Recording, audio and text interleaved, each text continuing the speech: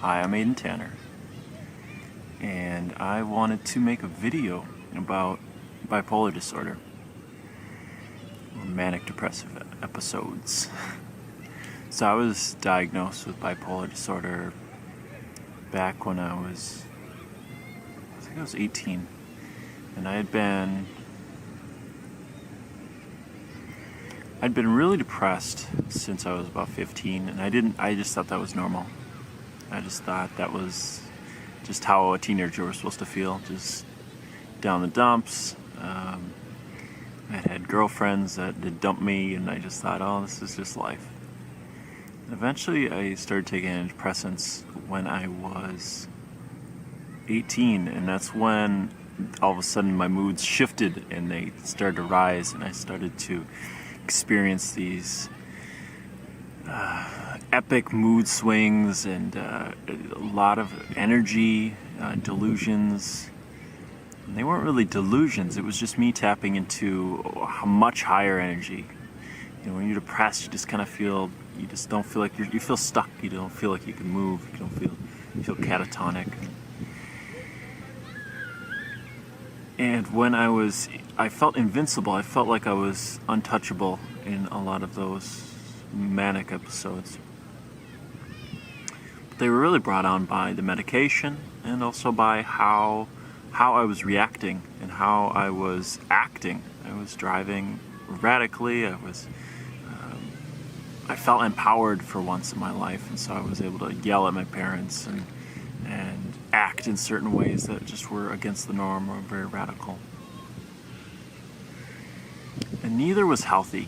Neither was healthy, and basically manias and depressions are two sides of the same coin, and that coin is unhealthiness. That coin is being unwell, is being unmet in your own mental capacity and in your own emotional capacity. So there was plenty of traumas and things from my past that I just hadn't looked at, and I didn't know how to look at. So jump ahead about 10 years, and I'd been on and off medication for that past decade, and when I was about 27, 28, I started to meditate a lot more. I had been using poetry as a way of catharsis, trying to figure out, who am I? Why do I go back and forth between these manias and these depressions, or these, even a healthier way of saying it, why do I go back and forth between these places of disempowerment and being really tuned into other people's emotions, and then these other places where I just was so vastly different. I was able to be any character I wanted to be. And I started to meditate, and that was truly when my life started to turn around, because I was able to not use medication, I was able to use meditation to stabilize myself. So 5 years in now of being able to meditate and feeling stability, there's been a lot of upshifts and a lot of downswings, and there's been a lot of purgings of getting rid of emotions, and all of those are perfectly fine. But what I'm seeing is when we use spaces to just vomit our emotions onto others, some people just aren't able to handle that, and it's kind of a trial and error finding who and what spaces that work best for us, and what kind of healing modalities are best.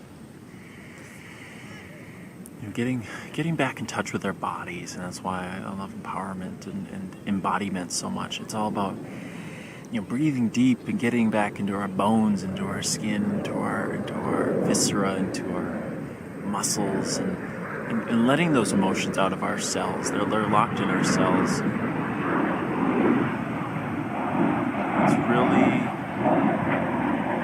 It's fascinating, but it's hard work. But just because it's hard work doesn't mean it can't be fun. And we need to inject more joy into our lives. And there's no joy in the mania and the depression. It's just delusions of being a shitty person and delusions of being a saint or a better person or an all-powerful person. And this is I'm just noticing that my manic depression was just an aspect of humanity. was just this, in a healthy way, it's like the sage or the entrepreneur. The sage is able to be quiet and silent and have these verbose statements, and that's kind of that healthy side of depression. And the entrepreneur is the one that's a braggart and able to, get out there and be radical and spontaneous and not give a shit about anybody else. It's unapologetic, and that's that manic, that healthy of the manic. But even those aren't healthy.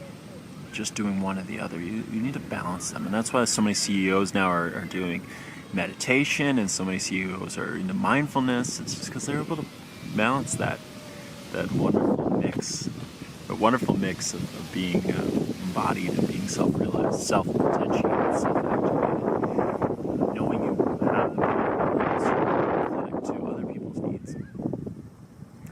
What is my product, and why am I selling it? Not just for profit, but for gain, for betterment of all. And I could go on and on about all the crappy times I've had, and all the isolation and aloneness, and what it's taught me. But what is coming out of this, and what is erupting, and what is bubbling forth from my experiences and from my explorations is my business, or my way of seeing things. It's not even a business, it's my contribution to the world, and that's Invincible Verve Wellness. And many things have gone into Invincible Verve. It's, first of all, my main focus and my main intention for my life and for the life of others is wellness, is seeing that wellness and wholeness. And even though you've been diagnosed with autism or bipolar disorder, or borderline personality disorder, or any of these mental disorders, it's not necessarily your fault. It's definitely not your fault. I thought it was my fault for being a monster, for being insane for so long, but there are things you have to do, or disciplines and practices, and you need to take care of your brain, your physical brain, and be able to feed yourself and give yourself a good diet and exercise. But mainly it's the mindset of, I am whole and complete, I am well, I am healthy, even though I have my mood swings. I have them all the time, and how you act and how you react and how you respond to other people are truly going to be what you are going to put out into the world. And so Invincible Verve is about that empowerment, about that empathic, moving, intellectual, but also powerful nature. So that's that kind of that CEO type energy that you're completely in your essence always. And that wellness is just about, I can go lay in bed for a day, or I can quit my job if I need to. I can do whatever I want to give myself some self-care, but then it's wellness also seeing outside you, not being solipsistic, and going, that person looks like they're having a bad day. Maybe I can go up to them and just talk to them. Just talk. Just relate. And we shut ourselves off in so many ways. So just being able to relate and being able to feel into others and empathize, but also being empowered enough to go and feel them and go, man, life does suck, doesn't it? Like, I'm not going to teach you anything or give you anything better. I'm just going to give you a shoulder to cry on, or to be there to bolster you. It's always about your intention. But it's also, that's your intention is outwards with your focus, your inner focus. My focus is to be who I am. So if the intention is wellness, and my wellness is to jump in a volcano, I'm not going to do it, because my focus is on expressing myself in a healthy and self-preserving way. And self-preservation includes, if I want to be loud and I want to be joyful and dance in front of people, I'm going to do that. And then I have to realize that that's not going to be a detriment to my safety. Usually when people laugh when I dance, when I was a little kid, that was definitely not the case. Or when I was a teenager. I think when I was a kid it was great, but once I started to get hormones and change, I blamed a lot on my parents, but they were just doing the best they could. So I'm doing the best I can now, and I know you're doing the best you can. So be invincible. Use your verve to radically change the world and feel that wellness. So thanks for listening. My name's Aiden Tanner, and be peaceful to one another. Take care. I love you.